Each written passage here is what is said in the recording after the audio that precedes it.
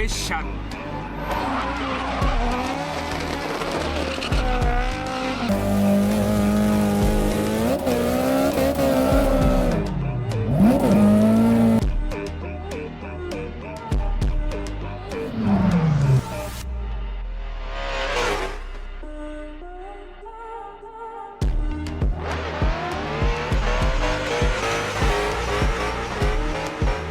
What's up YouTube? So in today's video, we're going to be talking about drifting in a straight line.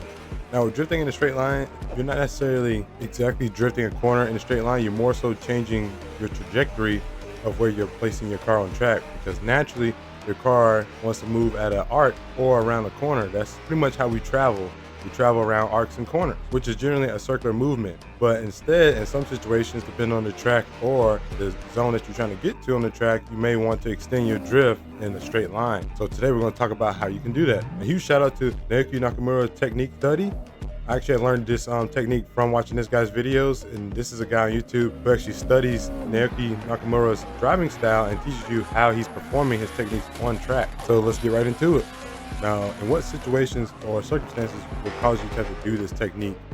Really, there aren't that many other than, say you were driving at Mahon, which is the biggest example, and you're trying to do the first initiation coming up to the wall, going to the first corner on Mahon. Or, like I said earlier, you want to extend your drift in a straight line motion to fill a zone.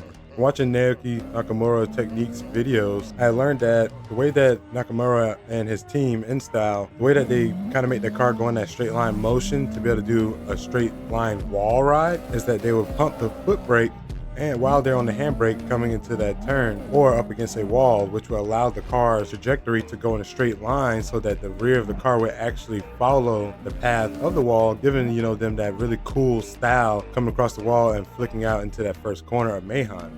So with that said, by them pumping the foot brake while being on the handbrake, they're actually slightly locking up the front wheels, which is causing the car to essentially be in a four-wheel slide briefly, which allows the car's trajectory to go straight rather than go at an arc, which allows them to follow the pathway of that wall, like I was saying.